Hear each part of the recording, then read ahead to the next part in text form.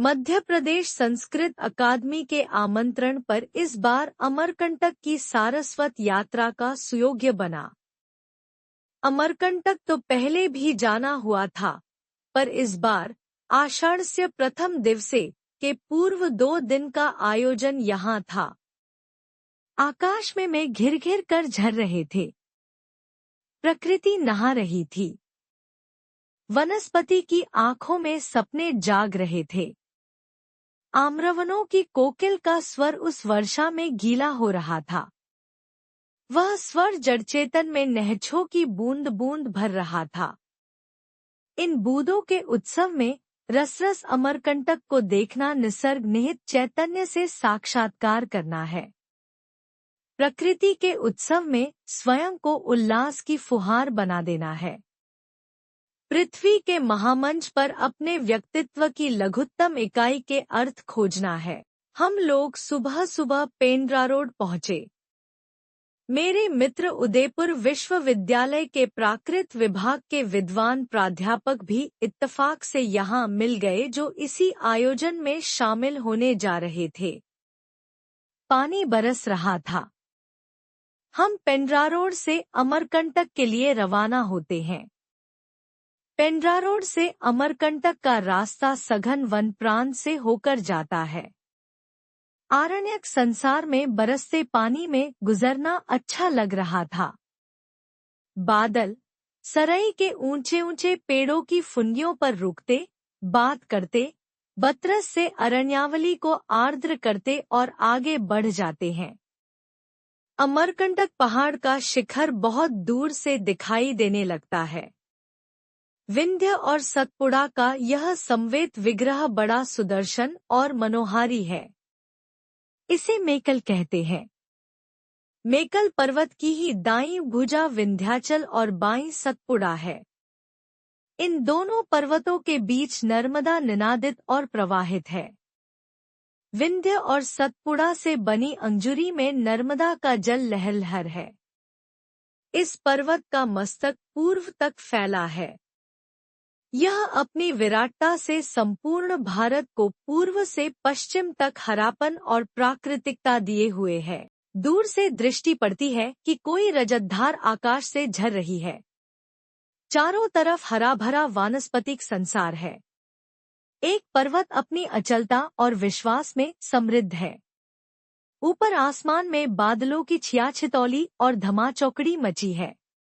बादल आसमान ही बरस रहा है और एक मोटी जलधार ऊपर से नीचे गिरते दिखाई दे तो लगता है धरती की प्रार्थनाएं फलवती होने लगी हैं। यह धारा सोन की है। यह अमरकंटक का पूर्वी भाग है, जो पेंड्रा रोड से आते समय दिखाई देता है। शहडोल या जबलपुर डिंडोरी मार्ग से अमरकंटक पहुंचने पर हमें इसके पश्चिम भाग के प्राकृतिक संसार को देखने का सुख मिलता है। सोन मध है। सोनमुड़ा से निकलकर यह पूर्व में चला जाता है। गंगा की सभी सहायक नदियों से आगे जाकर यह गंगा में मिलता है। सोन के जल के द्वारा अमरकंटक अपनी जलांजलि सूर्य को और पूर्व के समुद्र को देता है। नर्मदा के जल प्रवाह के माध्यम से यह अपनी आदरांजलि पश्चिम के समुद्र को देता है। दोनों ही दशा में और दिशा में इसके आसपास की जमीन नम होती है। यह जमीन का गीलापन कई कई जीवन की धड़कनों को पानी के रंग दे रहा है। कितनी ही आड़ी तिरछी सड़क से चलते हुए अमरकंटक पहुँचे। सोन की यह झार इस मार्ग के हर कोण से दिखाई देती है। आंख सराय के पेड़ों की गाढ़ी हरियाली पर अटकती है। वन की सघनता पर आश्वस्त होती है। फिर सोन के सम्मोहन में फंस जाती है। लंबा घाट चढ़ने पर हम अचानक स्वयं को अमरकंटक के एकदम सानिध्य में पाते हैं। सोन आंखों से ओझल हो जाता है। बारिश रुक गई है। अमरकंटक की समतल और रक्ताप छवि से रूबरू होते आगे बढ़ते हैं। छोटी सी, बिल्कुल छोटी नदी को पतली धार के रूप में छोटे से पुल द्वारा पार करते हैं। निगाह किनारे लगे बोर्ड पर अटक जाती है, लिखा है नर्मदा। इतनी छोटी, इतनी पतली। यहाँ बहते हुए इसलिए दिख रही है कि बरसात का मौसम है। अमरकंटक का दूसरा ही रूप सामने आता है। कुछ मकान हैं, मंदिर हैं, संतों के आश्रम हैं, कार्यालय हैं, निर्माणाधीन जैन मंदिर है, जनजीवन है, वनवासियों का निर्द्वंद्व जीवन है। टोकनियों में जामुन लेकर वनवासी महिलाएं बैठी हैं। पके आम के ढेर हैं। एक अजब शांति है। कुछ मिठाई की, चाय की दुकानें हैं। नारियल, प्रसाद, माला, कंठी की कई दुकानें हैं। लोग गरीब हैं। नर्मदा उन्हें संभाले हुए है। अमर के कंठ से निकसती जलधार के किनारे भयानक समय में बेखबर होकर जी रहे हैं। बस स्टैंड से पूर्व में दुकानों की गली से चलते हुए आगे जाने पर एक जल कुंड है। यह नर्मदा का उद्गम स्थल है। कुंड 11 कोणीय है। स्वच्छ और शीतल जल लहरा रहा है। कुंड के चारों ओर आसपास 20 मंदिर बने हुए हैं। कुंड पक्का बना है। कुंड विशाल है। कुंड के चारों ओर पक्की समतल जगह बना दी गई है। मुख्य द्वार भी विशाल है। कुंड के आसपास बने मंदिर मंझौले आकार के हैं। कुंड के पूर्व की तरफ एक छोटा सा मंदिर है जिसमें शिव प्रतिष्ठित हैं। अमरेश्वर के कंठ से ही नर्मदा निकली है। यह कुंड ही नर्मदा का आदिम स्रोत है। जल शिव के कंठ से निकलकर कुंड में एकत्रित होता रहता है। कुंड के बाद नर्मदा भूमिगत होकर 5 से 6 किलोमीटर दूर पश्चिम में कपिलधारा के पास प्रकट होती है। नर्मदा कुंड में डुबकी लगाकर तनमन का ताप शमन करने का पुण्य लिया जा सकता है। मंदिरों में पूजन अर्चन, आरती वंदन वैसा ही है जैसा प्रायः नर्मदा तट के अन्य मंदिरों में होता है। नर्मदा कुंड का जल और उसका सुखदायी स्वरूप इस स्थान को एक महानदी की नैसर्गिक और दिव्य जन्मस्थली होने का गौरव देता है। यहाँ से रेवा आसमुद्र पश्चिम की ओर बहती चली जाती है। रेवा मन में शोण के विरह का ताप लिए हुए पश्चिम की ओर बह निकलती है। उसकी गति में ताप है और स्वभाव में शीतलता है। एक लोक कथा है शोण और नर्मदा की प्रणय कथा। जुहिला नामक नर्मदा की सखी ने सब गड़बड़ कर दिया। नर्मदा जुहिला को दूती बनाकर अपना प्रणय संदेश सोनभद्र के पास भेजती है। जुहिला सोन के व्यक्तित्व पर मुग्ध हो जाती है। वह नर्मदा का रूप लेकर सोन का वरण कर लेती है। यह बात नर्मदा को पता चलती है तो वह मारे क्रोध के उल्टे पांव लौटकर पश्चिम की ओर वेगवती होकर चल पड़ती है। चट्टानों को तोड़ती, पहाड़ों को किनारे करती, उछलती, उत्ताल तरंगों से रव करती वह बहती ही चली जाती है। पीछे मुड़कर फिर नहीं देखती। उधर शोण को इस रहस्य का पता चलता है तो वह भी विरह संतप्त होकर अमरकंटक के उच्च शिखर से छलांग लगा लेता है। पूर्व की ओर विरह विधुर मन लिए बह निकलता है। बहता ही चला जाता है। कुछ दूर जाकर जुहिला उसे मना लेती है। उसमें मिल जाती है। उसमें समा जाती है। लेकिन नर्मदा और सोन दो प्रेमी दो विपरीत दिशाओं में बह निकलते हैं। धरती की करुणा विगलित होकर नर्मदा और सोन के स्वरूप में अजस्र बह रही है। माई की बगिया सोन और नर्मदा की बाल सुलभ क्रीड़ाओं की भूमि रही है। वह ऋषि मार्कंडेय की तपोभूमि भी रही है। आम्र तथा सरई के पेड़ों के आंगन में यह बगीचा है। गुलबकावली के फूलों में यहाँ नर्मदा और सोन का प्रेम अभी भी खिला हुआ है। माई की बगिया में छोटा सा जलकुंड है। गुलबकावली का क्षेत्र भी बहुत थोड़ा रह गया है। एक साधु यहाँ कुटिया में रहते हैं। तीर्थयात्रियों की आंखों में गुलबकावली का अर्क डालकर आंखों की उमस दूर करते हैं। दृष्टि का धुंधलका छांटते हैं। लगता है नर्मदा और सोन का प्रणय गुलबकावली के फूलों के माध्यम से जगत की दृष्टि की तपन अभी तक हर रहा है। जीवन का ताप तो दोनों अपने अपने जल से शमित कर ही रहे हैं। धरती के सूखे किनारों को हंसी बांट रहे हैं। उत्सव लुटा रहे हैं। जुहिला के मन की खोट और सोन से उसका विवाह होने की खबर लगते ही नर्मदा माई की बगिया में भूमिगत होकर पश्चिम दिशा में जाकर 2-3 किलोमीटर बाद सतह पर आती है। कपिल धारा के पास जल का सोता दिखाई देता है। यह प्रसंग मानवीय संदर्भ लिए हुए है। लोक ने नदियों को कहीं मानवीय और कहीं दैवी गुणों से मंडित किया है। यह लोक की मानवीय दृष्टि और व्यवहार के प्रकृति तक फैलाव का सुफल है। परंतु तटस्थ रूप से देखने पर भी अनुमान लगाया जा सकता है कि माई की बगिया से पुरातन समय में जलस्रोत बहता रहा होगा। वह जल धारा ही वर्तमान नर्मदा कुंड तक आती होगी और फिर पश्चिम दिशा में आगे बढ़कर बहती चली गई होगी। समय के परिवर्तन और अमरकंटक की वानस्पतिक संपदा विरल होने से इस स्रोत में भी अंतर आया।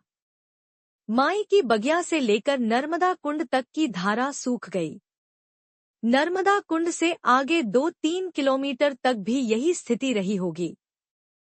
नर्मदा कुंड से अमरकंटक का एक शिखर और आसपास की भूमि ऊंची है। उसी का जल निरंतर नर्मदा कुंड में आता है। अमरकंटक ने अपनी आत्मा से नर्मदा को जन्म दिया है और उसके प्राणों के रस से नर्मदा में अनादिकाल से प्रलयकाल से जलजीवन निःसृत हो रहा है। अमरकंटक ने नर्मदा को जन्म देकर भारत को वरदान दिया है। यह अमरेश्वर शिव की अमरकंटक के माध्यम से धरती को मिली कृपा है। शिव कन्या नर्मदा जल के रूप में अमृत धार है। सोनमुड़ा सोन का उद्गम है। यहाँ भी एक छोटा सा पक्का कुंड बना दिया है। पहले नहीं था। कुंड से पतली जलधारा निकलकर बह रही है और पर्वत के ऊपर से बहकर आती हुई मोटी जलधार में मिलकर सोन को नद का स्वरूप देती है। थोड़ी दूर जाकर सैकड़ों फीट नीचे गिरकर वृक्षों में अदृश्य सी हो जाती है। यह सोन पर पहला प्रपात है। यही प्रपात दूर दूर से दिखाई देता है। सोनमुड़ा के कुंड में श्रद्धालुजनों द्वारा डाले गए सिक्के पड़े हैं। सोन अमरकंटक का गर्व है। इसी तरह नर्मदा के उद्गम स्थल पर बना जलकुंड भी बहुत पहले पक्का नहीं था। अपने गांव में बड़े बूढ़ों से और परिक्रमावासियों से सुना है कि अमरकंटक में माई रेवा बांस के भिड़े में से निकली है। बड़ा हुआ, यहाँ आया तो ऐसा कुछ नहीं। बांस के भिड़े से निकलने वाली बात अभी भी जिज्ञासा बनी है। लगता है यहाँ तब आमदरफ्त नहीं रही होगी। प्रकृति अपने निसर्ग पर बार बार निहाल होकर गर्व करती रही होगी। सीमेंट और कंक्रीट से नदियों के उद्गमों की घेराबंदी शुरू नहीं हुई होगी, तब बहुत पहले बांस के भिड़े यहाँ रहे होंगे। उनमें से नर्मदा का जलस्रोत निकलता रहा होगा। बांस के भिड़ों का साफ करके कुंड का निर्माण हुआ हो या प्राकृतिक स्थितियों के बदलने और बांस वनों के कटने से बांस का भिड़ा समाप्त हो गया हो। जो भी हो, अमरकंटक के घर जन्म लेकर नर्मदा ने सृष्टि को सोहर गाने का अवसर जरूर दिया है। नर्मदा जीवन उत्स का चरम और अमर फल है। नर्मदा कुंड से लगभग 6 किलोमीटर दूर कपिल ऋषि की तपस्या भूमि है। नर्मदा यहाँ लगभग 150 फीट ऊपर से गिरती है। यह नर्मदा पर पहला प्रपात है। कितनी अद्भुत बात है कि अमरकंटक के पूर्व और पश्चिम में सोन तथा नर्मदा दोनों ही हैं। कपिल धारा से आगे नर्मदा पत्थरों पर बिछलती हुई आगे बढ़ती है। थोड़ी दूर पर ही दूध धारा है। यहाँ पर नर्मदा अनेक धाराओं में बंटकर पत्थरों पर से बहती है। ऊपर से नीचे की ओर तेज बहती है। उसके कारण पानी दुधिया हो जाता है। यहाँ से ही नर्मदा का जल खंभात की खाड़ी तक दूध ही माना जाता है। जनमानस नर्मदा को मां मानता है और उसके पानी को दूध की तरह पीकर ही पोषित और जीवित है। दूध धारा के बाद निर्जन और सघन वनप्रांत से नर्मदा की यात्रा आरंभ होती है। कपिल धारा के पास ऊपर बैठी जामुन बेचती वनवासी स्त्री से मैं पूछता हूँ कि अभी तो वर्षा का मौसम है, इसलिए यहाँ नर्मदा में पानी है। प्रपात में पानी गिर रहा है। क्या गर्मी में यहाँ नर्मदा सूख जाती है? उस स्त्री का सहज उत्तर था, नर्मदा कैसे सूख सकती है बाबू? नर्मदा सूख जाएगी तो हम लोग कैसे बच सकेंगे? नर्मदा सूख जाएगी तो संस्कृति सूख जाएगी। धरती का रस सूख जाएगा। प्रकृति का स्वाभिमान खत्म हो जाएगा। नर्मदा अनवरत और अविराम प्रवाहमान है, इसलिए संस्कृति जीवित है। मनुष्य गतिमय है। लेकिन कपिल धारा के पास के आकाश मार्ग से तार पर लटकलटक कर ट्रालियों में अमरकंटक से खनिज एल्यूमीनियम बालकों को जा रहा है। अमरकंटक को खोखला किया जा रहा है। नर्मदा और सोन के उद्गम पर यह अविवेकपूर्ण और अंधा प्रहार है। अमरकंठी नर्मदा का यह क्षेत्र देवों और मनुजों, मिथकों और लोक कथाओं, ऋषियों और वर्तमान के रचनाकारों को अपने संदर्भों में समाये हुए है। कालिदास ने इसे आम्रकूट कहा है। किसी समय में यह समूचा पर्वत आम्र तरुओं से आच्छादित रहा होगा। इस समय तो आम के पेड़ यहाँ विरले ही हैं। सोनमुड़ा और माई की बगिया के पास कुछ घने आम के वृक्ष अवश्य बचे हैं, पर यह अवश्य है कि यहाँ के जंगलों में आम आज भी जंगल जंगल पाए जाते हैं। यह क्रम पूर्वोत्तर में सरगुजा जिले के वनों तक और पश्चिम में सतपुड़ा की रानी पचमढ़ी तक चला आया है। बादलों का जो रूप अमरकंटक में देखा वह अद्भुत था। वर्षा सुबह से ही थम गई थी। 4 बजे के आसपास देखते देखते अंधेरा सा छा गया। एकदम घना धुआं सा तैरने लगा है। नरम और आर्द्र रूपहले बादलों की चादर ने समूचे वन, पर्वत और सबको ढक लिया। बादल हमारे पास आ गए हैं। बिस्तर पर, कमरे में, सब जगह फैल गए हैं।